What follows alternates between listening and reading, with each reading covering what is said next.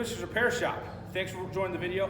This next series of videos is sponsored by the Antique Engine Tractors Association out of Geneseo, Illinois. Come check out their annual working farm show this year, September 16th, 17th, and 18th, 2022. If you're watching this video after that, check their Facebook page out, link in the description, and you can do all of the show notes, see what the featured tractor is. This year, it's John Deere's. You're gonna see a ton of content this weekend coming from this show, so make sure to like and subscribe. There should be a button like right here, there's a little logo, it looks like my logo. Hit that, hit the subscribe button, hit the like button, it helps out, and check this tractor out. Welcome back to BIBSTER'S Repair Shop, and a feature we haven't done for a while, and what tractor is this?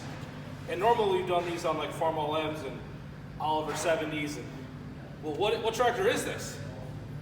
Well, this, my friends, is a Dain. Now that might sound odd to you, and it does sound odd to me, because, well, this is an odd tractor. Luckily, it's got an odd story, because that's how it works. It's got an odd name for an odd tractor with an odd story. We're gonna get into that in a little bit. This technically is the first John Deere tractor. Now, a lot of you John Deere guys out there may be watching, wait a minute. Well, most of you John Deere guys are watching. I know you already know about this, but for the sake of my own sanity, you might think, I thought the Waterloo Boy was the first John Deere tractor. You know, that's what you've always seen it as. Never seen a three-wheeled thing that's come from John Deere. Well, sit down, grab yourself something to drink, a coffee if it's the morning, a cold snack if it's the evening, and let me tell you a story about the John Deere Dain. But we have to go back in time first. Obviously, this is the first John Deere, can't be new.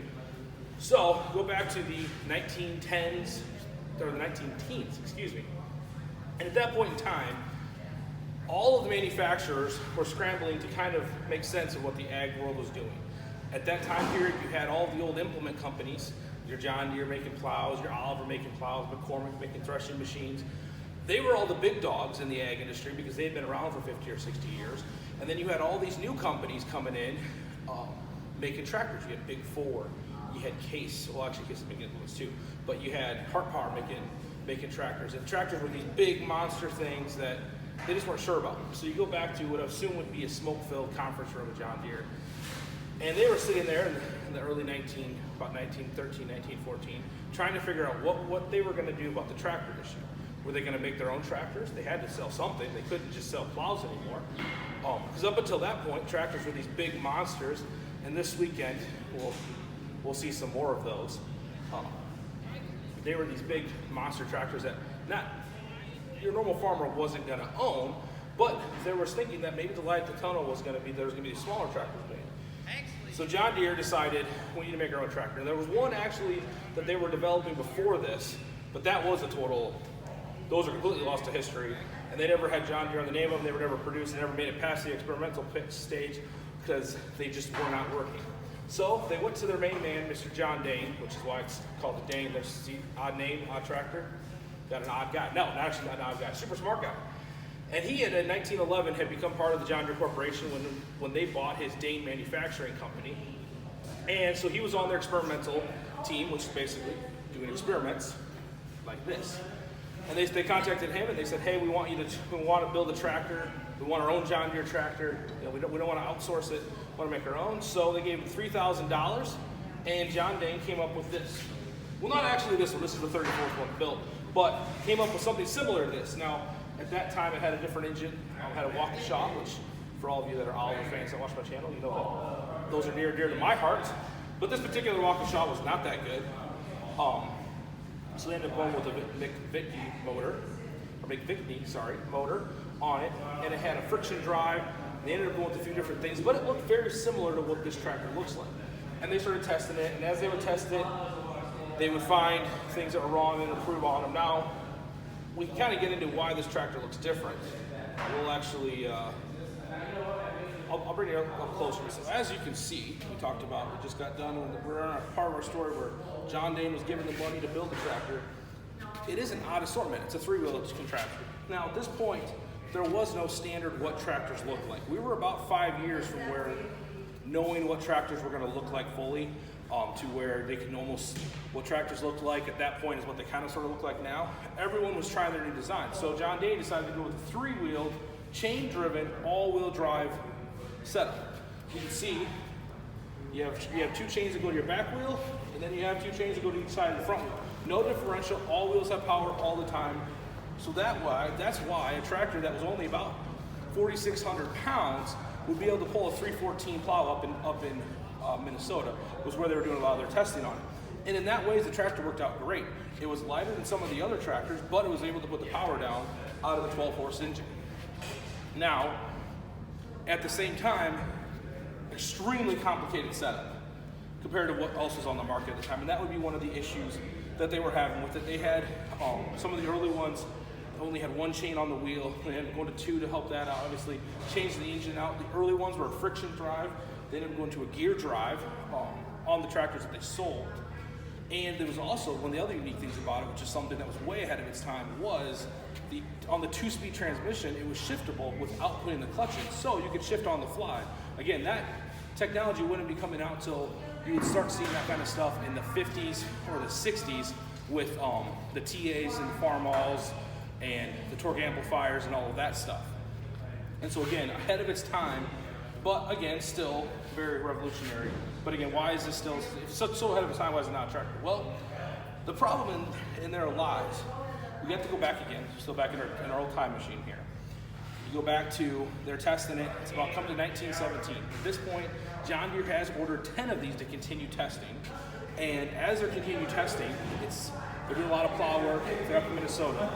And tragically, around that same time that they had ordered the 10, and actually at that point I think they'd actually put in their order for 100 of them. We're still doing the final testing. John Dain, which the tractor is named from, got pneumonia while testing it, while trying to keep his tractor to go, to make it to market and be able to be a viable option. Got pneumonia and passed away. And with all the research I've done on it and all the things I've seen on it, when John Dain passed away, the tractor passed away with him. Because at that stage, John Deere, he was the one forefronting all of the testing on it. He was the one with all the ideas in his head. Like I said, the transmission was his own design. So when he passed away, a lot of those ideas went with him. At that point, John Deere had ordered 100 of them, which they produced, but they took all of them and sent them up to South Dakota, where they all ended up. And up until the 50s or the 60s, that is basically all anyone knew about them. We'll get into that in a minute. Because after that, in spring of 1918 is when John Deere purchased the Waterloo Boy Company out of Waterloo, Iowa, to have them make their tractors. The reason why they went with them, and when you look at all of how this thing works, the Waterloo Boy at that point had sold 13,000 tractors. They were an established company. They had an established tractor. It had gone through a lot of testing. If you sell 13,000 tractors, there's a lot of them out in the market. They've been able to prove it. Versus this, there was only, at that point, there was 10 made. They were going to make 100 of them. And they weren't sure how it was going to work in the market fully once it went out to everyone. Again, a complex setup with the chain drives, a unique setup, and a setup that worked. I mean, obviously this tractor is still working today. But, so that's where it goes. So they sell 100 of them, send them to South Dakota, and according to, in the world of John Deere, they were done.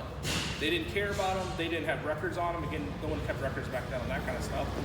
Because they were selling the Waterloo Boy. They didn't care if this tractor, what the 100 of these did, because they were more worried about selling the Waterloo Boy where they had invested their money. The Waterloo Boy was a 2-cylinder engine versus this being a 4-cylinder engine.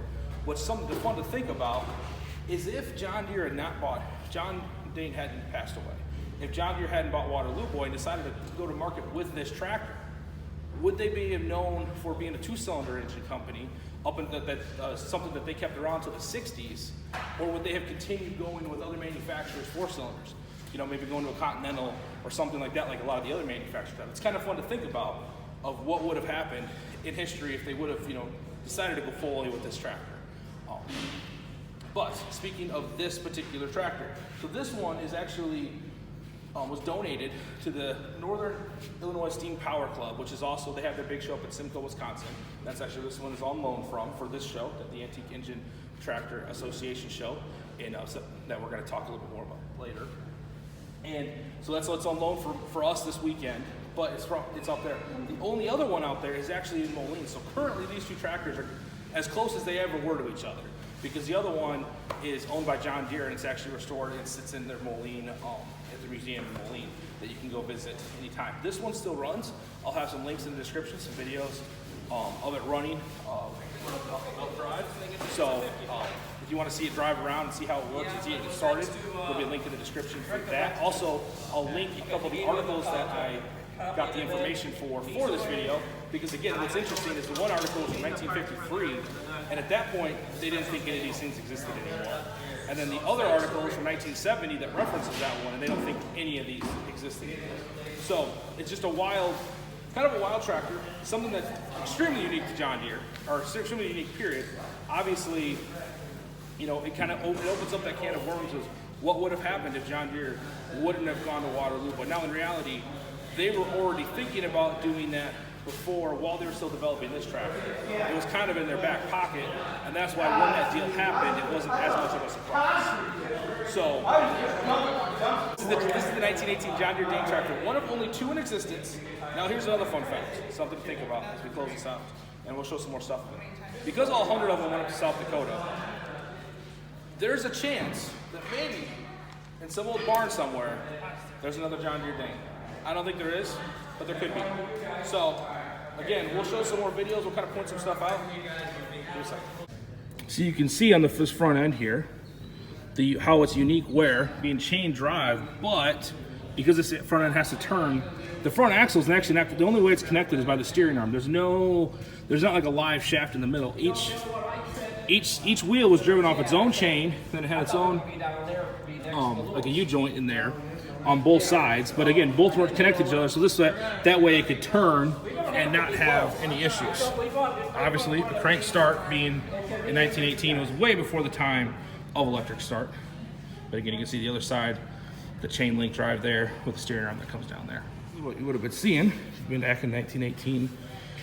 John Dain would have been driving this thing, pulling the. It was, again, you would have had your hitch there, so you've been sitting over top of, basically over top of your implement, but coming from horse-drawn stuff, that was kind of what was common for them, kind of what would have been comfortable. Not many controls, but enough controls on this. Yeah, we can see on this other side down here, the chain drive, adjustable with that. Like I said, dual chain drive on the rear axle, all wheels powered all the time. So that's how it can be so light. Getting some of the engine stuff here. This is our oiler. So when you're running it, you're going to want to make sure you have oil coming out of all those, and that would pressure lubrication, which is actually pretty impressive for this time. But again, if you want an opportunity to see this tractor in person, you probably won't be able to touch it like I am right now. They're probably not happy about that. But if you want to get up and close to the John Deere Dain, again, one of only 2 out there, the very first tractor, they have the words John Deere on it, then you need to come out to the Antique Engine and Tractor Association's annual working show. It's September 16th, 17th, 18th, 2022. If you're watching past that date, make sure to check the Facebook page, which that I will have linked in the description, because they do a show every single year. Every year it's a different feature tractor. This year it's John Deere. That's why this is here inside this beautiful barn that they have set up. But make sure to come out and check it out. They do all sorts of, they have a sawmill set up, they have crafts, they have all sorts of really cool stuff. They have live working demonstrations. They'll plow fields, they'll run combines, they'll run pickers, they'll do all sorts of cool stuff in the field. So make sure to come out and check it out. Again, it's Friday, Saturday, Sunday of the second week in September every year. So if you missed it this year, check it out next year. I don't know what the feature tractor is, but if it's this, then I'll definitely be here. I'll be here either way. You'll see some more videos coming out this weekend from this show with more features on some of these cool tractors. But again, come out this weekend, check out the John Deere Dain for yourself. Like I said, link in the description for their Facebook page. Also, a couple of the articles that I read. You can see the things that I got wrong about this, because I'm sure I probably rambled something wrong. And you can check it out yourself. For BIBSTER'S Repair Shop. See you on the next one. Blacks.